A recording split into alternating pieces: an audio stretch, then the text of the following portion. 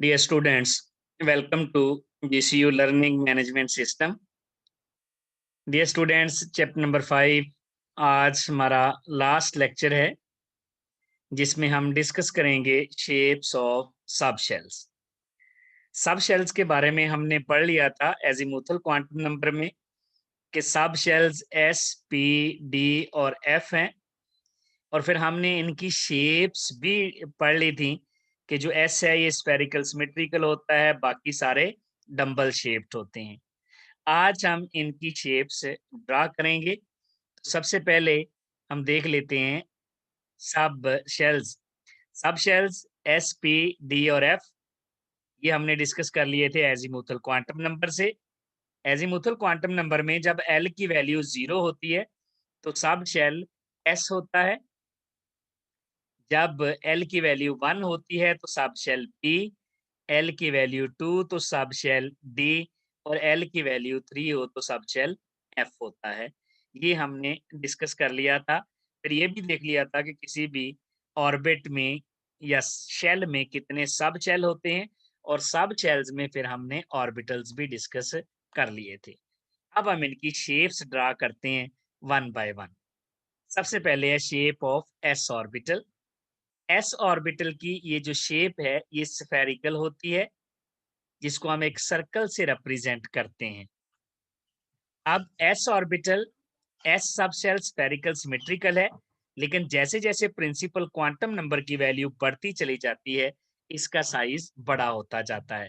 जैसा कि देखें ये 1s है, 1s का साइज स्मॉल है, 2s का साइज बड़ा है, ये 2s है, ये 1s है, इसी तरह 3s का साइज और बड़ा हो जाएगा। ये 1s है, this is 2s and this is 3s। अब ये जो डिफरेंट सब शेल्स हैं, ये जो ऑर्बिटल्स हैं, इनके दरमियान ये जो स्पेस है, इस स्पेस को हम कहते हैं नोड। तो नोड क्या होता है? नोड होता है where probability of finding electron is 0 और मिनिमम। अगर आपको याद हो, जब हमने वेव मैकेनिकल मॉडल पढ़ा था तो उसमें हमने डिस्कस किया था कि ये जो हमारे पास ऑर्बिटल है, यहाँ पर मैक्सिमम प्रोबेबिलिटी होती है इलेक्ट्रॉन को फाइंड करने की। हम एग्जैक्ट पोजीशन तो नहीं बता सकते, लेकिन मैक्सिमम प्रोबेबिलिटी बता सकते हैं, और मैक्सिमम प्रोबेबिलिटी इलेक्ट्रॉन को फाइंड करने की होती है ये ऑर्बिटल में। मैक्सिमम अगर ऑर्बिटल में है तो मिनिमम प्रोबेबिलिटी, ये जिसको हम जीरो भी कहते हैं, वो प्रोबेबिलिटी होती है नोड में। तो node where there is zero probability of finding the electron, node को नोडल प्लेन या नोडल सरफेस भी कहा जाता है। ये क्या होता है? ये डिफरेंट ऑर्बिटल्स के दरमियान स्पेस होती है। जैसा कि देखें ये 1s ऑर्बिटल है, ये 2s है, ये 3s है, 4s है। फ़र्क क्या है? जब हम 1s, 2s सारे स्फेरिकल सिमेट्रिकली होते हैं, लेकिन जैसे-जैसे ये प्रिंसिपल क्वांटम नंबर की वैल्यू बढ़ती चली जाती है, जैसे 1 से 2 हुई, 2 से 3 हुई, 3 से 4 हुई, वैसे-वैसे साइज़ बड़ा होता जाता है। यानी 4s का साइज़ 3s से बड़ा होगा, 3s का साइज़ 2s से, और फिर 2s का साइज़ 1s से बड़ा होगा। अब ये जो ऑर्बिटल्स के दरमियान ये जो स्पेस है दरमियान वाली, ये जो स्पेस है दरमियान में, ये स्पेस जो है ये वाली स्पेस, इस स्पेस को हम कहते हैं नोड। और जो नोड होता है वहां पर प्रोबेबिलिटी ऑफ फाइंडिंग इलेक्ट्रॉन 0 होती है। ऑर्बिटल में probability of finding electron maximum होती है। नेक्स्ट है shape of P orbitals. P orbital जो हैं इनकी शेप डंबल होती है, और पी सब शेल में 3 ऑर्बिटल होते हैं। ये हमने पढ़ लिया था मैग्नेटिक क्वांटम नंबर में।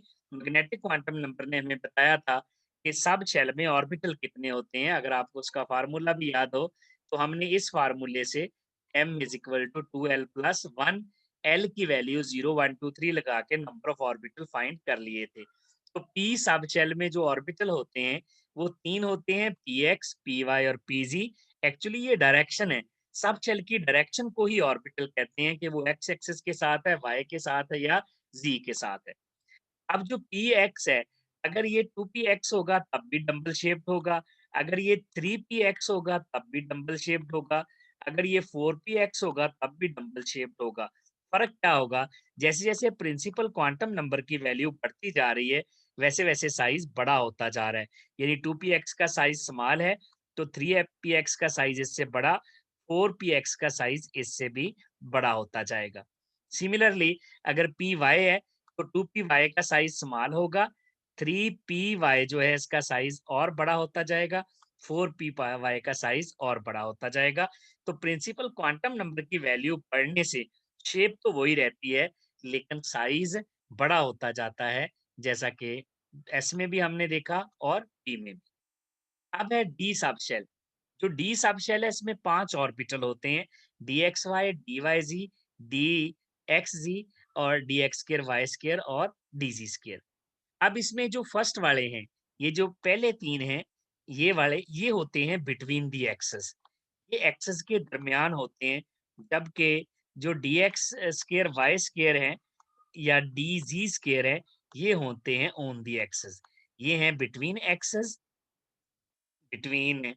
एक्सेस, जबकि जो 2 हैं स्केयर वाले, ये वाले जो 2 हैं, ये होते हैं ऑन दी एक्सेस।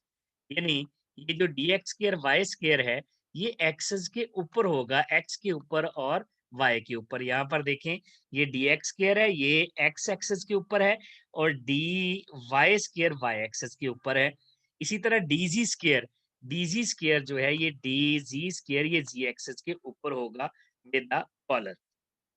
जो फर्स्ट वाले 3 हैं, ये एक्सेस के दरमियान होते हैं, जैसा कि डी एक्स वाई, ये एक्स और वाई के दरमियान है। ये देखें, ये एक्स और वाई के दरमियान है।